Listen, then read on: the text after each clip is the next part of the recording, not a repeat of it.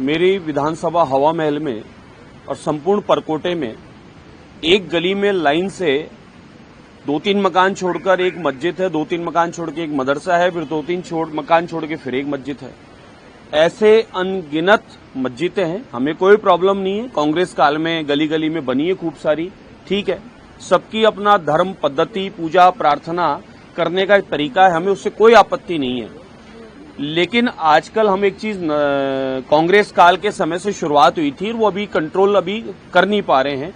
वो भारी समस्या ये है कि वहां पर लाउड स्पीकर की आवाज को प्रतिदिन बढ़ाया जा रहा है और जो 4-6 एक मंजिल में होते हैं उसको 4 फिर दूसरी मंजिल में, फिर 4 तीसरी मंजिल में, कई जगह एक में 8-8, 10-10 स्पीकर लगा दिए गए हैं। और आवाज जब हम निवेदन करते हैं कि साहब एक मापदंड है, कृपया इसको, जब इतने सारी एक साथ जब लाउड होता है तो पढ़ने वाले बच्चे, उनको दिक्कत आती है, माइग्रेन वालों को प्रॉब्लम आती है, आसपास स्कूल अस्पताल वालों को दिक्कत आती है। और उस क्षेत्र में जो बहुसंख्यक समाज के लोग, जो गिनती के जो बचे हैं, वो लोग हमें ये धमकी देते हैं कि महाराज जी आवाज थोड़ी कम कराओ, अन्यथा बंद कराने के लिए कोई नहीं कह रहा है, आवाज कम कराओ, हमें दिक्कत आ रही है, हम लोग शहर छोड़ देंगे, हमें दिक्कत आ रही है। ये शिकायत है, ऑन रिकॉर्ड है, वीडियो है मेरे पास में, ऑडियो है, मैं आप लोगों को दे सकता हूं। और उन कॉलोनी में वहां आ जाएं, आप अपना मीटर लगा लें, चेक कर लें। मैं जो कह रहा हूं उसमें सत्यता क्या है, मीटर लगाकर चेक कर लो। एक दिन कम करते हैं, दूसरे दिन शाम को तेज कर देते हैं। तो ये कबीले की जो प्रथा थी, पहले कबीले थे, कबीले में दूर आवाज लगानी पड़ती थी, माइक लगाना पड़ता था और बताना पड़ता था, और घड़ी भी नहीं थी उस जमाने में। अब न तो कबीला है और न घड़ी की कोई समस्या है, तो फिर इतनी लाउड करने की आवश्यकता क्या है। मैं सभी धर्मों का आदर करता हूं, पूजा प्रार्थना पद्धति का कोई भी किसी का तरीका है, उसके प्रति पूरा सम्मान रखता हूं, मुझे कतई कोई आपत्ति नहीं है।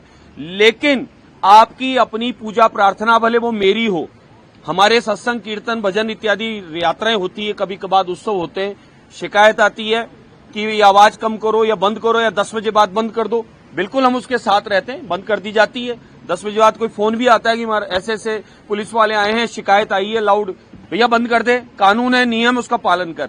जब हम पालन करने को तैयार हैं तो फिर आप लोग उसकी आवाज को, जो एक मापदंड है, कृपया उसको कर दीजिए।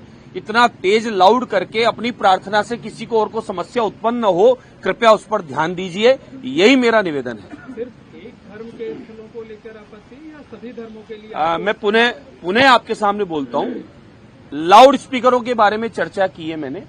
जो भी तेज आवाज में लाउड स्पीकरों में के माध्यम से कोई भी कार्यक्रम करता है, पढ़ने वाले बच्चों को उससे समस्या उत्पन्न होती है, माइग्रेन वालों को होती है, बीमारों को होती है, अस्पताल स्कूलों में होती है, एग्जाम के टाइम पे होती है।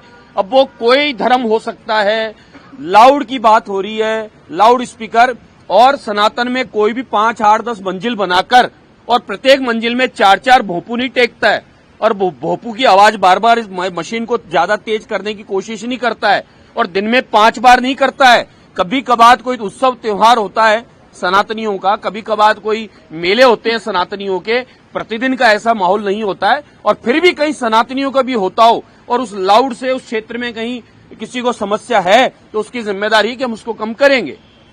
महाराज जी, जोधपुर में कथावाचक हैं साध्वी प्रेम बाईसा, उनकी संदिग्ध हालत में मौत हुई है, कोई कह रहा है हत्या है, कोई कह रहा है सुसाइड है। आपको लगता नहीं, आपको खुद भी जो है संत समिति के अध्यक्ष हैं, क्या चाहते हैं आप? मैं सर्वप्रथम प्रेम बाईसा की आत्मा की शांति के लिए प्रार्थना करता हूं, भगवान नारायण के चरणों में ये निवेदन करता हूं कि हम सब मोक्ष की कामना करते हैं, प्रेम बाईसा पर भी कृपा करें, इस जीवन मरण के से मुक्ति मिले, तो भगवान उनको अपने चरणों में रखे। प्रेम बाईसा ने कम उम्र में सत्संग के माध्यम से, कथाओं के माध्यम से गो सेवा की है, जरूरतमंदों की सेवा की है, निर्धन बच्चियों की शिक्षा क्षेत्र में काम किया है और अनगिनत सत्संग के माध्यम से लोगों को, सनातनियों को सत्संग से जोड़कर और उन्हें विसंगतियां दूर करने का संदेश दिया है। ऐसे अनगिनत धर्म के कार्य, सेवा के कार्य जो किए हैं, ऐसी करने वाली के साथ में अगर कुछ हुआ है ऐसा, जैसा शंका है, लोग बताते हैं कि मैं तो प्रत्यक्षदर्शी हूं नहीं, तो लोगों की शंका का समाधान तभी संभव है जब उसकी जांच हो। और कुछ लोगों ने जानबूझकर प्रेम बाईसा को गलत तरीके से वीडियो बनाकर और एक झूठी माहौल बनाकर उनकी छवि खराब करने का काम किया। उन पर भी कार्रवाई हो। वो दोषी हैं। किसी की छवि आप बिना जाने पूछे कोई अपने पिता के साथ या गुरु के साथ या अपने रिश्तेदार के साथ में पारिवारिक तरीके से कोई रहता है, उसको इस तरीके से गलत प्रेजेंट करना, उसकी छवि को खराब करना, किसी की निजी जीवन में जाकर और उसे बदनाम करने का प्रयास करना, ये बिल्कुल अपराध है। ऐसे लोगों पे सजा होनी चाहिए और प्रेम बाईसा के मौत का क्या कारण है इसका पता होना चाहिए, जांच होनी चाहिए। और ऐसे अध्यात्म गुरुओं पे, सत्संगियों पर निरंतर प्रहार हो रहे हैं, सनातनियों पर प्रहार हो रहे हैं। कौन लोग षड्यंत्र रच रहे हैं उनकी छवि को धूलमिल कर और सनातन संस्कृति परंपराओं को, धर्म को बढ़ाने वाले लोगों को इस प्रकार से नुकसान पहुंचाने का काम कर रहे हैं। ऐसे लोगों की जांच होनी ही चाहिए। जो भक्त हैं, जो श्रद्धालु हैं, उन्हें मौत जो है हजम नहीं हो रही, क्योंकि 14 घंटे पहले वो कथा करके वापस लौटी थी, पूरी तरह से स्वस्थ थी। लोग चाहते हैं कि इस पूरे मामले की सीबीआई जांच करे ताकि दूध का दूध, पानी का पानी हो सके। बिल्कुल, मैं आपकी बात से सहमत हूं।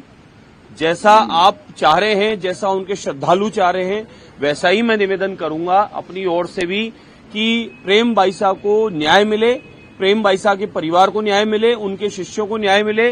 और प्रेम बाईसा का जिस प्रकार भी जो दुर्घटना घटी, किन्हीं भी कारण रहे, मेडिकल की प्रॉब्लम रही, प्रेम बाईसा के साथ में किसी और प्रकार का कोई ऐसा कार्य हुआ या उनको प्रताड़ना दी गई या वह मानसिक तनाव में थी, अपवाद में थी या कोई तनाव था, जो भी बात है वह सामने होनी चाहिए, उसकी जांच होनी चाहिए। कोई भी जांच एजेंसी जांच करे, लेकिन इसकी जांच हो। मैं इसके लिए अपनी ओर से भी आज संत समिति का एक पत्र मैं अपनी ओर से भी सम्माननीय गृह मंत्री जी को प्रदान करने वाला हूं। क्या जो भक्तों की भावनाएं हैं कि सीबीआई से जांच कराई जाए, आप भी विधानसभा परिसर में मौजूद है, क्या सरकार से आपकी भी सिफारिश होगी कि भक्तों की भावनाओं का ध्यान रखा जाए और सीबीआई से जांच कराए जाने की सिफारिश की जाए? मैं पूर्णतः सहमत हूं उनके शिष्य भक्त परिकरों की बात से कि इस विषय की पूर्णतः जांच होनी चाहिए और दूध का दूध, पानी का पानी सामने होना चाहिए।